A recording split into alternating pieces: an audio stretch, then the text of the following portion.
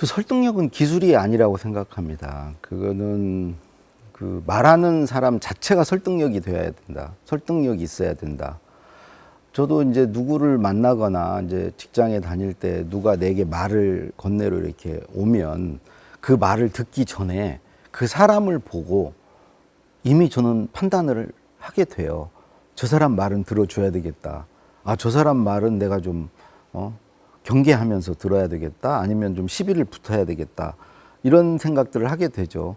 그러니까 사람 자체가 설득력이라고 생각하니까 설득력 있는 사람이 돼야 되겠죠. 그게 우선인데 그거가 사실 쉬운 일은 아니고요.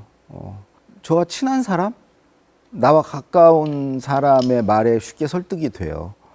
그러니까 누군가와 이렇게 관계를 좋게 만드는 거, 그게 이제 자기 말의 설득력을 높이는 하나의 길이 될 것이고요. 그리고 또 우리가 언제 설득이 되느냐, 어떤 자기의 어떤 이익과 손해에 대해서 얘기했을 때, 너 이거 하면 이런 이익이 있어, 너 이거 하지 않으면 이런 손해야, 그런 걸 이렇게 얘기할 때, 또는 그 명분을 들이댈 때, 너 이거 해야 그래도 너 도리가, 사람의 도리가 그런 게 아니야, 이 정도는 해줘야 되는 거야. 그래서 이게 명분을 들이댈 때도 있고, 이런 경우 설득도 돼요. 사실 이렇게 막 나를 설득하려고 달려들면 설득 당하기 싫거든요. 그러니까 이제 저한테 계속 그 사실만 다 얘기를 해줘요. 그리고 판단은 네가 하라고 그래. 결정은 네가 하라고. 선택은 네가 하라고 그래. 그랬을 때 왠지 내가 이제 내가 선택하는 것 같고 내가 판단하는 것 같은 느낌이 들죠. 그렇지만 그 얘기를 꺼낸 사람이 어떤 기준을 이미 다 정해 놓는 거거든요. 어떤 판단의 기준 같은 거를. 그 기준에 의해서 자기가 판단하게 되고 설득을 사실 당한 건데 자기가 당했다는 생각을 않고 자기가 결정했다라고 생각하게 되죠. 그러니까 사실을 있는 그대로 다 말해주되 그 사실의 취사 선택은 그 말하는 사람이 할 수 있잖아요. 그래서 유도할 수 있는 거죠. 이게 쉽지는 않은 일인데 그런 걸 잘하는 사람이 남을 설득을 잘하는, 반대로 이렇게 뭔가 이렇게 나를 이렇게 설득하려고 달라드는 게 눈에 보이고 그게 자기의 어떤 이익과 관련되는 것 같고 심지어 왠지 나를 속이려 드는 것 같고 솔직하지 않은 것 같을 때 사람은 이제 당연히 경계하고 벌써 이제 뭐 생각이 다른 데로 도망가죠. 그래서 이제 보통 그 설득이 되려면 뭔가 그 말의 개연성이 있고 이렇게 논리적으로 좀 타당해야 되는 측면이 있거든요. 그런데 이제 그런 논리력을 키우려면 저는 글을 좀 많이 써봐야 된다. 그러니까 논리적인 글이라는 것은 그렇게 말하는 어떤 이유와 근거가 있고 또 하는 말들이 이렇게 묶어져 있어요. 그러니까 A를 얘기하고 B를 얘기하고 다시 A를 얘기하지 않아요. A는 A끼리 묶어서 얘기하고 그다음에 이제 B로 넘어가고, 그런데 이제 A와 B, C 간에 이렇게 연결이 되어 있죠. 이런 게 이제 어찌 보면 논리적인 말학인데 이런 것은 사실 글을 쓰면서 저는 키워진다고 생각하고요. 만약에 이제 말로 이런 걸 키우려면 2분 스피치든지 3분 스피치든지 주제를 하나 정하고 뭐 이런 카메라 앞에 말할 필요 있나요? 자기 뭐 버스 타고 가면서 머릿속으로 말해 볼 수 있죠. 시간을 이렇게 재보면서 이것에 대해서 내가 어떻게 생각하는지, 대신에 뭔가 이유와 근거, 사례, 예시를 가지고 말해 보는 거죠. 그랬을 때 사람들은 이제 그런 말에 설득될 확률이 높아지는 것이거든요. 예, 그런 훈련을 평소에 할 필요가 있습니다. 협상은 뭐 이렇게 뭐 노사 간에 무슨 뭐 이런 데만 하는 건 아니죠. 우리의 일상이 사실은 협상이죠. 점심시간에 직장 동료들끼리 오늘 뭐 먹으러 갈까 해서 어떤 식당을 결정하는 거, 이런 것도 저는 뭐 작은 협상이라고 생각합니다. 부부 간에도 늘 협상을 하는 것이고요. 채널을 놓고 어느 채널을 볼지 서로 협상하고 그러다 쌈도 하고 그러지 않습니까? 근데 그런 협상을 할 때 우리가 보통 이제 주문을 하는 게 히든 카드를 숨겨놓고 마지막에 그걸 던져라 뭐 이런 소리가 어떤 보관을 갖고 접근해라 또는 뭐 쉬운 것부터 풀어서 어려운 걸로 나아가라 뭐 여러 가지 이런 주문들을 하는데 저는 그것에 별로 동의하지는 않습니다. 그러니까 모든 걸 그냥 투명하게 내놓고 오히려 뭐 먼저 어려운 문제부터 풀 수도 있는 것이고요. 가장 중요한 것은 그런 협상에 임하는 자세죠. 내가 저 사람을 이기고 내 것을 더 많이 만들어야 되겠다라는 생각보다는 같이 해서 뭔가를 이뤄내야 되겠다. 같이 그 파일을 나누겠다는 생각으로 접근을 하는 게 절대 세상은 10대 빵은 없습니다. 그게 5대 5는 아니죠. 7대 3이 될 수도 있고 6대 4가 될 수도 있죠. 이기냐 지냐 뭐 아니면 도 이렇게 접근을 하는 어떤 협상이나 타협은 실패할 수밖에 없다. 어느 정도의 양보를 당연히 감수하고 임해야 된다. 그런 태도가 중요하다고 생각합니다. 우리 어렸을 때도 꼰대란 말이 있었어요. 예, 우리 학교 다닐 때 그 말 썼거든요. 요즘에는 정말 많이 쓰더라고요. 그 이유가 좀 있는 것 같아요. 우리는 이제 우리 아버지 세대한테 배웠어요. 그 당시에는 경험이 중요했어요. 그 윗세대의 경험. 또 아버지는 이제 할아버지의 경험이 중요했겠죠. 그게 이제 어른들이었어요. 어른들에게 배웠어요. 그런 말도 있잖아요. 어른이 마을에서 한 분 돌아가시면 큰 마을 도서관이 하나 없어지는 거다. 그러니까 우리 때는 어른에게 배우면서 컸다고요. 어른의 경험이 소중했어요. 근데 지금은요. 윗세대의 경험이 아랫세대에 별 도움이 안 돼요. 세상이 완전히 바뀌었어요. 전혀 달라요. 사는 게 달라졌어요. 우리 자식 세대, 우리 자녀 세대는 우리 세대와 다른 세상에 살아요. 그리고 또 하나는 그들이 우리보다 더 잘 알아요. 더 똑똑해요. 뭘 이렇게 봐가지고 많이 알아요. 배울 때가 많다는 거죠. 어른한테 안 배워도. 근데 이제 잘 알지도 못하고 다른 세상을 살았던 윗세대가 자꾸 말을 하면 꼰대라고 그러는 거죠. 그 별 먹히지 않는 소리를 자꾸 하니까 지금 세상이 달라졌는데 그리고 자기가 더 하는데 그러니까 이제 그거에 대한 거부감이 있는 것 같아요. 저도 아들한테 맨날 당하거든요. 보면은 그래요. 내 말을 귀담아 듣지 않아요. 그래서 방법은 딱 이거예요. 저는 두 가지 생각해요. 이기려고 들지 말자. 내가 어른인데 어르신 말씀을 네가 이렇게 이기려고 들지 말자.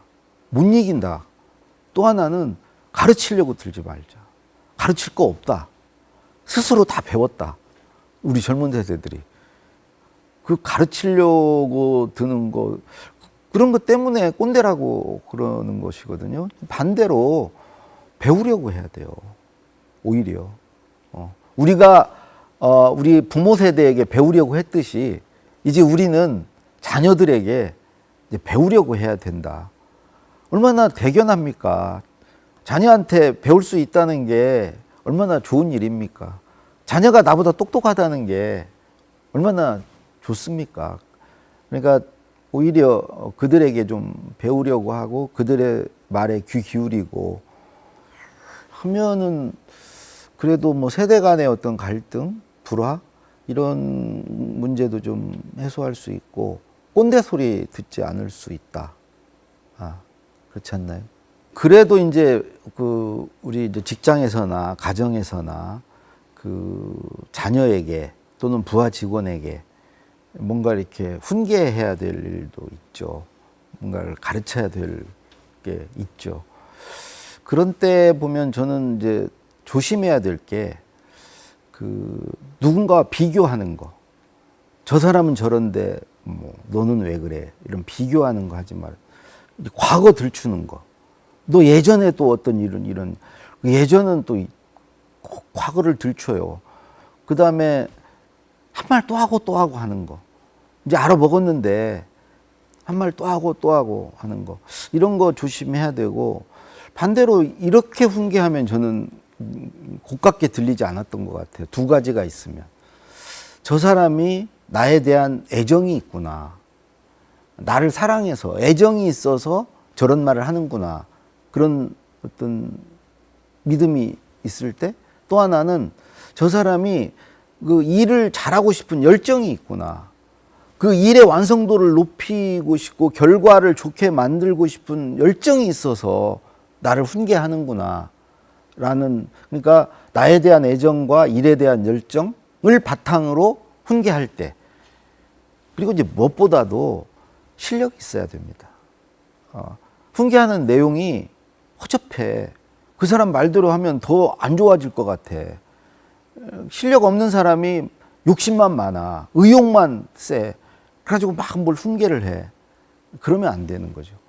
실력이 있어서 그 사람 말이 실질적으로 도움이 되고, 그 사람 말이 옳고, 그 사람 말대로 했을 때 결과가 더 좋아질 때 이제 그 사람 말에 귀를 기울이게 되겠죠.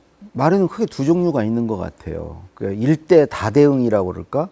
그러니까 여러 사람에게 이렇게 말을 하는 거, 뭐 발표하는 거, 뭐 강의하는 거, 연설하는 이런 게 이제 어찌 보면 그거는 일대 다대응이기도 하고 일방적이죠. 서로 주고받는 말하기가 아니잖아요. 그에 반해서 우리가 대화를 한다거나 회의를 한다거나 토론을 한다거나 이런 경우는 주고받는 말하기죠. 이 주고받는 말하기에서 이제 말을 잘하려면, 대화를 잘하려면 저는 그 내 말을 듣는 사람이 듣고 싶어 하는 말을 잘해야 된다. 하나가. 그 듣고 싶어 하는 말이 뭘까? 저는 한 세 가지라고 생각합니다. 하나는 알고 싶어 하는 거, 궁금해 하는 거, 이걸 듣고 싶어 한다고 생각해요. 가려운 데를 긁어줄 필요가 있는 거죠. 알고 싶지도 않은데 자기가 안다고 자꾸 얘기를 해. 그러면 그거 알아. 이렇게 되는 거죠. 또 하나 듣고 싶은 말은 자기에 대한 어떤 칭찬, 자기를 이렇게 존중해주고, 인정해주고, 배려해주고, 이런 쉽게 우리가 칭찬하는 거, 그 사람에게 이제 관심이 있다는 걸 이렇게 표해주는 거, 그런 얘기도 듣고 싶어 하죠. 또 하나 듣고 싶은 얘기는 자기에게 도움이 되는 말이에요. 누군가 말을 들었는데 재미가 있든, 어떤 뭐 감동을 받든, 아니면 어떤 통찰을 얻든, 아니면 지식을 얻든, 뭐 정보를 얻든, 뭔가 이렇게 얻는 게 있는 말을 사람들이 듣고 싶어 하거든요. 그러니까 이제 이런 것들을 얘기할 때 이제 그 대화가 저는 잘 될 수 있다고 생각하고, 다른 한편으로 또 잘 들어줘야죠. 들어주는 것은 저는 세 가지라고 생각해요. 일단은 경청하고 귀 기울이고, 두 번째로 공감해주고, 뭐 리액션으로 공감해주든지 표정으로 공감해주든지 공감해주고, 마지막으로 질문하고, 듣고 공감하고, 그 다음에 추가적으로 궁금한 걸 질문하고, 이렇게 하면 이제 대화가 이어지죠. 대화가 사실은 누구나 하는 거고 쉬운 것 같지만 참 쉽지 않은 게 대화 같아요. 제가 이제 이런 방송이나 이렇게 인터뷰 해보면 그것도 일종의 대화잖아요. 이어서 말하기가 사실 쉽지 않죠. 그러니까 대화도 좀 잘하는 사람이 돼야 되겠다고 마음 먹고 해야 되는 거 아닌가. 그래서 저는 요즘에 누구 이렇게 어려운 사람, 처음 만나는 사람을 만나러 갈 때, 그 사람과 뭐 커피를 마시기로 했건 밥을 먹기로 했건 만나러 갈 때 어떤 대화를 하지 내가? 그래서 뭐 몇 가지를 준비해 가요. 이분에게 뭘 물어보지? 질문을 뭘 하지? 또 하나는 뭐 농담거리 재밌는 거 하나 없나? 뭐 농담거리가 없으면 뭐 오늘 일어난 일 뭐 같은 거 하나 뭐 얘기할 거리 없나? 그리고 이 사람을 뭘로 칭찬해 주지? 그리고 이제 마지막으로 이런 생각을 합니다. 이분이 나를 만난 시간이 아깝지 않도록 뭐라도 하나 내 말에서 건져가는 게 있도록 좀 뭔가 그 건더기 알맹이 있는 소리를 뭐라도 하나 뭘 하지? 그게 나와 헤어져서 집에 갈 때 뭔가 이렇게 기억에 남는 무슨 말을 하나 할 수 없을까? 그런 고민을 하면서 그 사람을 만나러 갑니다. 그러니까 이런 대화도 우리가 좀 준비를 할 필요가 있다는 거죠. 기억에 남는 말은 저는 이야기가 기억에 남더라고요. 학교 다닐 때 선생님 이 교과 내용과 관련 있는 말씀 하나도 기억이 안 나는데 선생님의 뭐 연애했던 이야기, 어린 시절 들려준 얘기들은 다 기억나잖아요. 그건 나이를 먹은 지금까지도 기억이 나요. 설명하기보다는 그것에 관해서 그냥 이야기하는 게 이야기가 훨씬 이제 기억이 나고요. 또 하나 기억이 잘 나는 것은 이렇게 뭔가 딱 정리해서 말을 해줬을 때 3가지, 5가지 이렇게. 그때 3가지가 뭐였더라? 아, 5가지가 이거였지? 이러면서 이제 기억이 나더라고요. 그리고 저 같은 경우는 누가 말했느냐로 기억이 나는 것 같아요. 그러니까 그 말의 내용도 내용이지만 그 내용에 앞서서 어떤 장소에서 어떤 분위기에서 그 얘기를 이제 누가 했을 때 그런 분위기 같은 거, 그 장소 같은 게 이제 기억에 잘 떠오르거든요. 우리 학교 다닐 때 이 공부를 했는데 그 내용은 기억이 안 나는데 그 내용의 위치, 교과서 오른쪽 위에 거기 그 장소가 기억나듯이 이 말을 했던 장소 이런 게 이제 기억이 나는데 그런 거를 하기 위해서 저는 말을 좀 더 이렇게 구체적으로 할 필요가 있다. 어떻게 하느냐? 육하 원칙을 최대한 다 동원하고 또 오감을 다 표현해서 말을 하면은 이제 그런 장면이 잘 더 기억에 오래 남고 떠오를 수 있지 않는가. 근데 무엇보다도 제일 기억에 나는 것은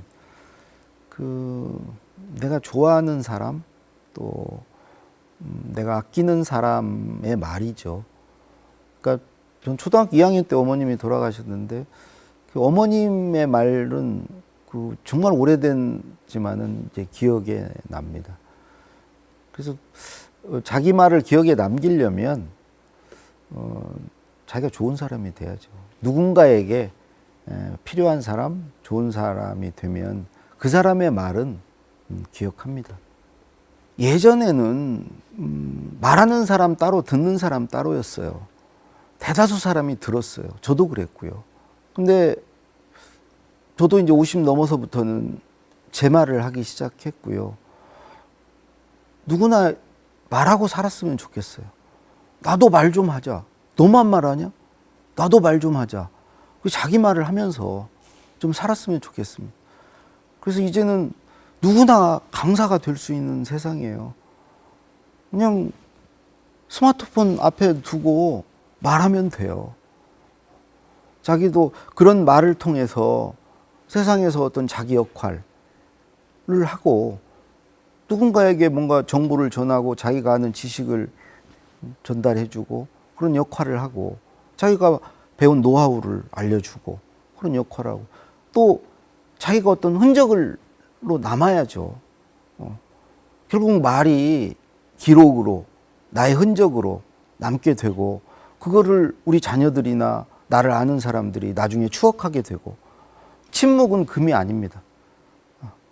요란하더라도 빈수레 아니거든요. 그러니까 좀 말하면서 삽시다.